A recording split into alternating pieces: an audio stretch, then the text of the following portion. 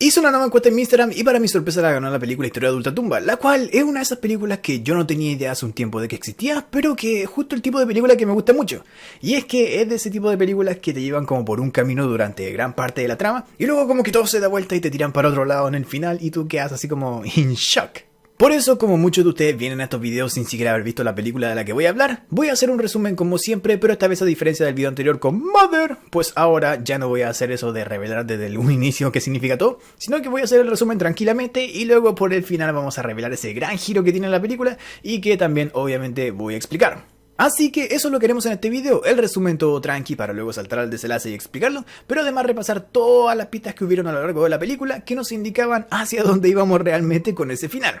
Eso y más, en esto que es, el final explicado de Ghost Stories, o en español, Historias de Ultratumba. Nuestra historia la protagoniza Philip Goodman, un profesor que entre otras cosas tiene un programa televisivo en donde se dedica a desenmascarar a falsos psíquicos y a explicar supuestos sucesos paranormales, que para algunos precisamente no tienen explicación. En una demostración de su trabajo vemos que el profesor Goodman desenmascara a un falso psíquico quien usaba un auricular para que le diesen información de gente de su público para hacerle creer a estas personas que él se comunicaba con la gente del más allá, lo cual como Goodman deja ver era totalmente falso. Goodman explica que su inspiración para hacer lo que hace era un psicólogo llamado Charles Cameron, que al igual que él intentaba explicar fenómenos medio paranormales, pero todo esto cuando Goodman era tan solo un niño. Así que este ahora profesor desde ahí creció con la idea de ser como Cameron, y como vemos ahora lo logró, con su propio programa televisivo y todo. Justo ahí en un noticiario se informa que el psicólogo Charles Cameron llevaba perdido 3 semanas, y que las autoridades decidieron cancelar su búsqueda, lo cual hace mucho más sorpresivo para Goodman que poco después de eso, a su casa llega un paquete de su ídolo, Charles Cameron, con una cinta en donde le da una dirección para que lo ubique diciendo que quiere hablar con él. Goodman poco tarda en ir a buscar al psicólogo ya que era su ídolo, y lo encuentra en un parque de remolques viviendo dentro de uno, medio enfermo y bastante debilitado. Ahí el psicólogo le dice que conoce su trabajo, en ese programa televisivo haciendo básicamente lo que él hacía, y que por eso mismo quiere decirle que todo lo que ha hecho es en realidad una mierda. Resultó que el psicólogo, que creía que lo sobrenatural y paranormal no existía y todo tenía una explicación lógica, igual que como Goodman pensaba, se dio cuenta de que no era así. Según él, había fuerzas y cosas que no veíamos y no entendíamos, pero que eran reales. Así que el psicólogo le entrega a Goodman 3 casos que él mismo investigó y que nunca pudo explicar lógicamente, siendo estos los casos que le hicieron pensar que lo paranormal sí era real. Por ello, si Goodman los investigaba y probaba con pruebas reales y contundentes que no había nada sobrenatural en ellos, el psicólogo se disculparía por decirle que era un engreído de mierda, que creía siempre tener la razón y explicación de todo. Antes de irse a investigar, Goodman sale del remolque y se gira un segundo viendo al psicólogo por la ventana, quien detrás de él tenía una sombra que usaba una chaqueta, la cual lo cubría completamente, algo bastante creepy. Largándose de donde el psicólogo, Goodman inicia su investigación de los 3 casos con Tony, un guardia de seguridad con quien concierta una entrevista en un bar totalmente vacío, que le termina costando 50 libras a Goodman, porque cada vez que le preguntaba algo del tema, el sujeto se enojaba y amenazaba con irse. Después de insistir y soltar el dinero, el tal Tony cuenta su historia, primero hablando de temas personales como que su esposa había muerto hace varios años y que él tuvo una aventura con otra mujer con quien tuvo una hija, la cual en la actualidad tenía 30 años pero que sufría de algo llamado síndrome de encierro, que significaba que esta mujer abría sus ojos pero todo el resto de su cuerpo estaba paralizado, así que no podía hablar, caminar ni nada, solamente mirar. Tras ello, Tony salta su caso, contando que como parte de su trabajo de guardia de seguridad, le tocó cuidar de noche un manicomio de mujeres cerrado, casi en abandono, y precisamente una de esas noches mientras cumplía su turno, de la nada le comenzaron a desenchufar el generador eléctrico con el cual alimentaba las luces, a lo que le siguieron ruidos de golpes en puertas, sombras en la oscuridad, y todo hasta que directamente Tony se encontró con el fantasma de una niña que la abrazó llamándolo papá, y luego le metió un dedo en su boca. Habiendo escuchado eso, Goodman va a hablar con el padre de una iglesia a la que Tony comenzó a asistir después de ese encuentro paranormal, y el padre cuenta que sabe de la historia de Tony, y que le atribuye esto a una señal de Dios para acercar a Tony a la iglesia, ya que también antes de esa experiencia, Tony había dejado de visitar a su hija en el hospital, porque no podía soportar verla como estaba, y por lo que le ocurrió, además de acercarse a la iglesia, volvió a retomar las visitas a su hija, así que para este padre, todo eso hizo de Tony una mejor persona. Luego de eso vemos una pequeña escena donde Goodman visita a su propio padre, quien se encontraba en un estado catatónico, dando a entender de que quizás la historia de Tony lo inspiró a realizar esta visita. El segundo caso que Goodman investiga es el caso de Simon, un joven bastante extraño, medio nervioso y paranoico, quien cuando Goodman toca su puerta le pide su identificación para comprobar que realmente es con quien concertó esta charla, o tal vez un impostor, ya que de verdad el niño es bastante paranoico. Una vez Goodman comprueba que es Goodman, Simon lo deja entrar a su casa y en una pared el profesor ve una foto con un costado lleno de polvo, que al limpiarla muestra la misma figura de chaqueta que antes vimos en el remolque del psicólogo que le dio estos 3 casos a Goodman. De ahí Simon inicia con su caso, contando que una noche iba manejando a su casa cuando distraído en el teléfono hablando con su papá, el cual lo estaba regañando por volver tarde y porque le había mentido sobre varias cosas, como decirle que envió un formulario para la universidad y en realidad no haberlo hecho, y sobre un trabajo de sábado que también era falso. El joven terminó atropellando a una extraña criatura que terminó tirada en el camino. Al bajarse y verla, Simon nota que la criatura era una tipo medio cabra diabólica, la cual parece muerta, ya que no mueve ni un solo músculo. Así que asumiendo eso, que estaba muerta, Simon vuelve a su auto y decide escapar hacia su casa, pero al poco andar el auto falla y se detiene en medio del bosque. Todo esto supone un enorme problema para Simon, ya que él, así como mintió con el formulario de universidad y el trabajo de sábado, le mintió a sus papás diciéndole que aprobó su examen de conducir, cuando no fue así. Por ello ahora estaba obligado a pedir ayuda a la compañía de asistencia para que lo fuesen a buscar a este bosque, pero sabiendo que aunque lo hiciesen, descubrirían que andaba manejando sin documentos y su padre se enteraría de ello porque al fin y al cabo el auto era suyo. La compañía, una vez Simon llama, le dice que tardará entre 10 a 40 minutos en ir a buscarlo, así que Simon se queda esperando en el auto, pero es sorprendido por la criatura que atropelló, quien entra al asiento trasero del auto y lo toma por detrás diciéndole que no escape. Y obviamente Simon hace todo lo contrario, o sea, gritar como un loco, y se larga corriendo al oscuro bosque sin mirar atrás. En su escape, Simon es sorprendido por un árbol con forma casi medio humanoide, que con sus ramas lo atrapa en lo que podría ser un abrazo. Y de ahí saltamos al mismo bosque, pero de día, cuando Goodman, luego de escuchar la historia de Simon, decidió ir al mismo sitio donde pasó todo para poder investigar mejor, encontrando que ese supuesto árbol poseído era en realidad un montón de ramas y tierra. De vuelta a su auto, pensando que descifró el caso de Simon y que no fue nada más que la imaginación de un chico perturbado, Goodman tiene la visión de él mismo atrapado en su auto sin poder salir, medio pálido y viéndose bastante mal.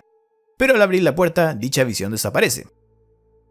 El tercer y último caso es sobre Mike, un hombre con quien Goodman se junta y se ponen a caminar por un campo, mientras este cuenta cómo su esposa siempre postergó la idea de tener hijos, diciendo que primero quería tener éxito en su carrera profesional y luego probar la maternidad. Esto lleva a que ella, a los 40 años, recién se pusiese con Mike en campaña para embarazarse, pero como ya tenía una edad muy avanzada para ello, tuvo que recurrir a algunos tratamientos de fertilidad que al final sí lograron hacer efecto. Mientras cuenta su historia, Mike lleva a Goodman hasta una especie de armario en medio del campo, donde saca una escopeta y luego siguen caminando avanzando con el relato. Ahí Mike cuenta que su esposa tuvo complicaciones y la tuvo que dejar internada en un recinto médico en medio del embarazo, así que un día, solo en su casa, comenzó a sufrir de sucesos paranormales, como cosas y juguetes de su futuro hijo que se movían solos. Un detalle importante es que caminando por el campo, se nos muestra que Mike y Goodman están siendo seguidos por la misma figura de chaqueta que se vio ya varias veces en la película, empezando por el remolque del psicólogo, por ejemplo. Una noche, solo en su casa, Mike es atraído al cuarto de su futuro hijo por ruidos, y cuando sube termina viendo una aparición fantasmal de su esposa, quien le dice la frase "estamos muertos", y luego lo espanta con un grito. Lo siguiente que Mike cuenta es que nunca supo cuánto tiempo se pasó paralizado en ese cuarto por lo visto, pero que en un momento sonó el teléfono y eso lo hizo salir.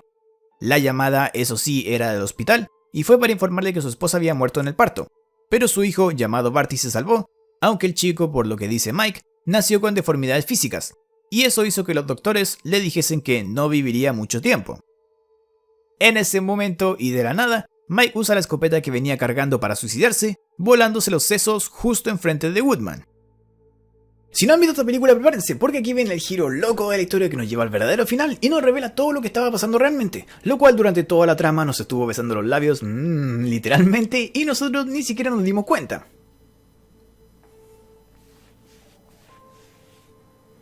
Goodman vuelve rápido con el psicólogo luego de investigar los casos y le dice que está seguro de que todo esto es un montaje para algún show televisivo que Charles está orquestando, porque tiene envidia de él y lo quiere dejar en vergüenza frente a toda la gente. Charles Cameron, el psicólogo, le dice a Goodman que él no sabría la verdad aun si ésta le besara los labios, y en ese momento el viejo se comienza a arrancar la piel demostrando que en realidad esta era una máscara y que debajo de ella estaba Mike, a quien Goodman vio suicidarse de un escopetazo.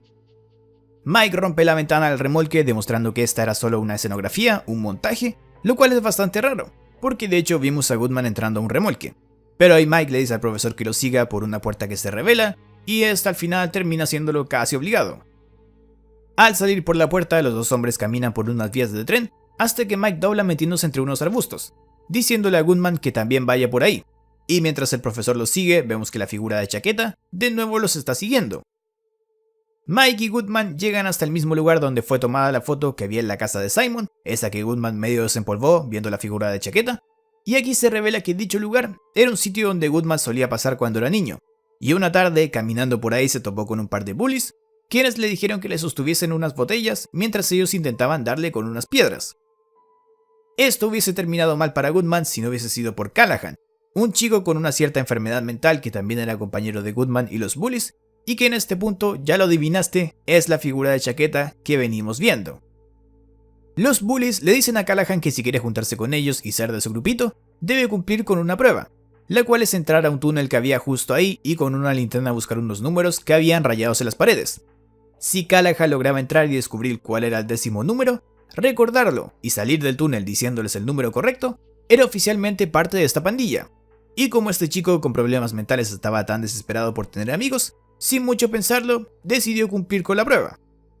Cuando Callahan entra, los bullies revelan que de hecho no había un 10º número, simplemente llegaban hasta 9, y que todo era una broma cruel. Y si bien Goodman decide decirle a Callahan que salga de ahí, que no hay 10º número, los bullies lo amenazan para que se quede callado. El problema viene cuando Callahan, ya muy dentro del túnel, tiene un ataque de asma y se termina desvaneciendo, provocando que los bullies escapen y tras pensarlo un poco, Goodman haga lo mismo, dejando al chico abandonado ahí dentro. Luego de recordar ese episodio de su juventud, el Goodman adulto sale escapando hacia las vías del tren por donde vino, pero es detenido por Mike, quien le reprocha el haber abandonado a Callahan y no solo eso, sino que nunca haber avisado a la policía o a sus padres que vio todo lo que pasó y sabía dónde estaba el chico, ante lo cual Goodman se justifica diciendo que él no hizo nada, que fue culpa de los bullies, pero Mike le dice que precisamente ese es el problema, nunca hizo nada. De la nada, en medio de las vías de tren, aparece la cuna de Barty, el hijo de Mike, y este toma a su bebé y lo alimenta con una lata de comida de gato, what the fuck, y luego lo hace dormir llevándoselo en sus brazos.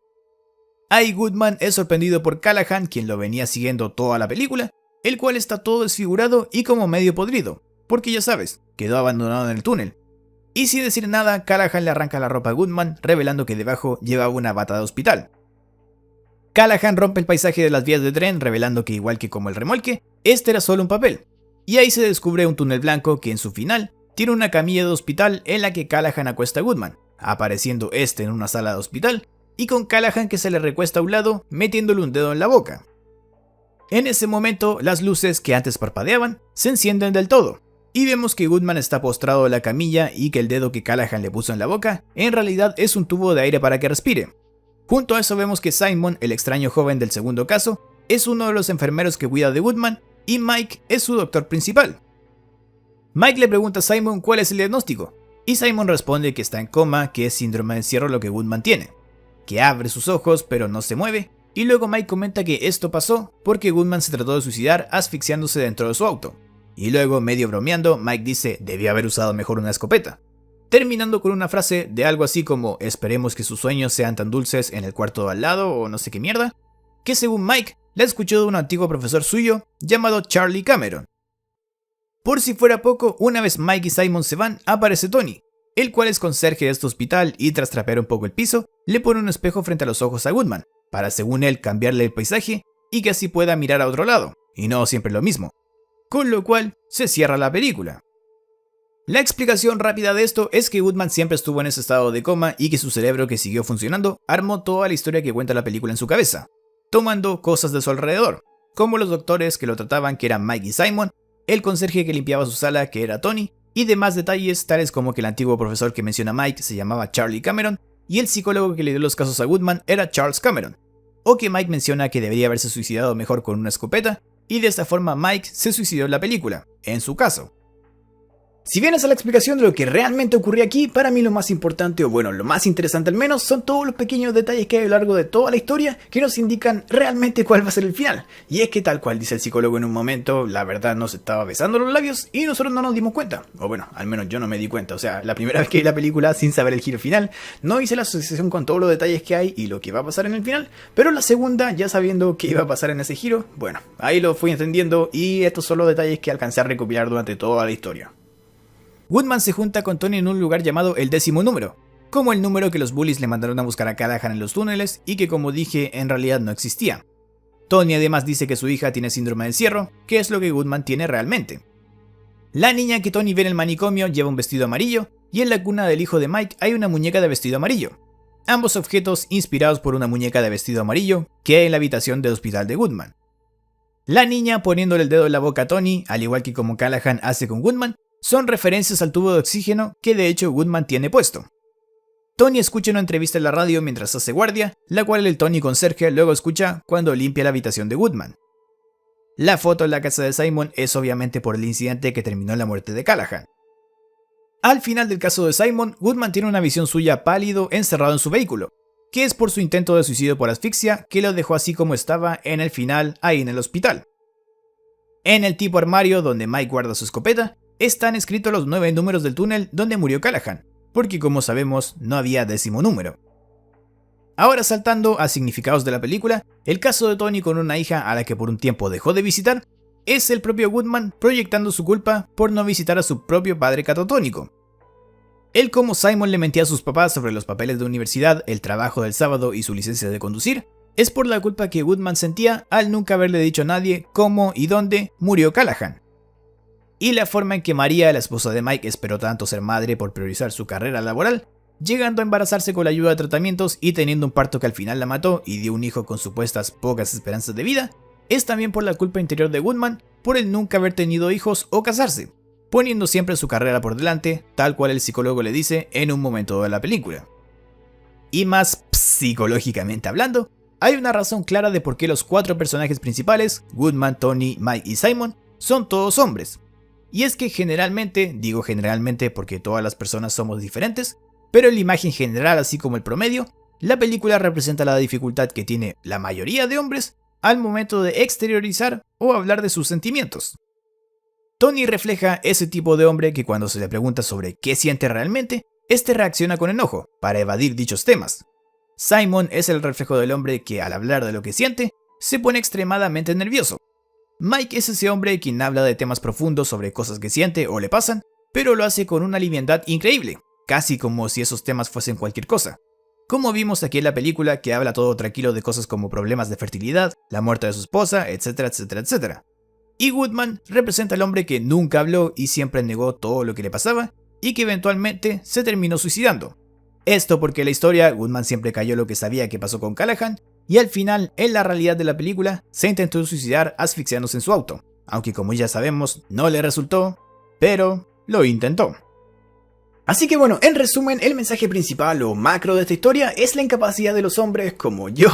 de a veces poder expresar lo que sentimos y tenemos dentro de nosotros, lo cual a diferencia de las mujeres que se le hace en general mucho más fácil, o sea, obviamente también hay mujeres que les cuesta hablar algunas cosas, pero si uno lo ve porcentualmente hablando, yo diría que son más hombres los que les cuesta que a las mujeres, y eso es lo que refleja esta historia. Pero además, como ya vimos en este análisis, también hay un montón de cosas y detalles que la verdad se hacen muy interesantes y como que, no sé, adornan mucho más esta gran historia, que la verdad a mí me gustó mucho. Y si a ti lo que te gustó fue este video, recuerda dejar tu like, suscribirte y activar la campanita de notificaciones. También puedes seguirme en Instagram, el cual es @viperosp, y en Twitch, en donde estoy como Zombite1, ambos salen aquí en el micrófono, en donde en Instagram puedes sugerirme más películas o series para futuros finales explicados, y en Twitch hay seguirme en directo, donde estoy jugando juegos de terror, hablando ahí con algunos que me siguen y todo eso, así que se pasa bien. Dicho esto y acabado con este análisis, un abrazo